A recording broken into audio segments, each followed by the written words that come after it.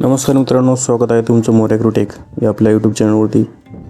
मित्रांनो, महाराष्ट्रामध्ये बऱ्याच दिवसापासून पाऊस झालेला नाही आणि यामुळे पिकावरती पाण्याचा ताण आलेला आहे.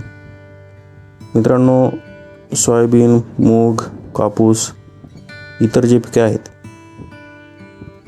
यांना पाण्याचा ताण सहन करावं लागत आहे. सोयाबीन पीक हे फुलावस्थेमध्ये आहे, त्याचबरोबर शेंगावस्थेमध्ये आहे. तर अशा परिस्थितीमध्ये पिकाला पाण्याचा ताण सहन करावं लागत आहे. मित्रांनो, येत्या काही दिवसामध्ये पाऊस जर पडला नाही तर पिकाचं पूर्ण नुकसान होणार आहे.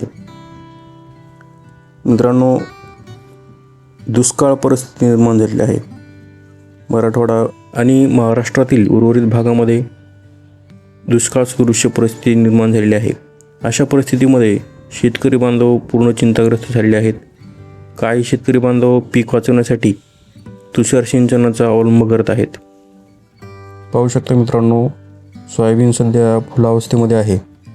फुलधारणाही चांगली झालेली आहे, परंतु जमिनीमध्ये ओल पूर्ण नाहीशी झालेली आहे. यामुळे जमिनीमध्ये भेगा पडत आहेत. तर या परिस्थितीमध्ये पिकाला मोठा धोका निर्माण झालेला आहे. शेतकरी बांधव महाराष्ट्रामध्ये दुष्काळ जाहीर करावा, त्याचबरोबर आर्थिक मदत करावी ही मागणी करत आहेत.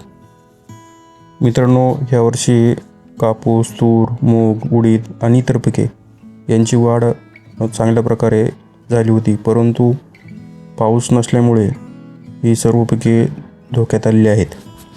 शासनाला एवढीच विनंती राहील, लवकरात लवकर यावर निर्णय घेऊन शेतकरी बांधवांना आर्थिक मदत करावी.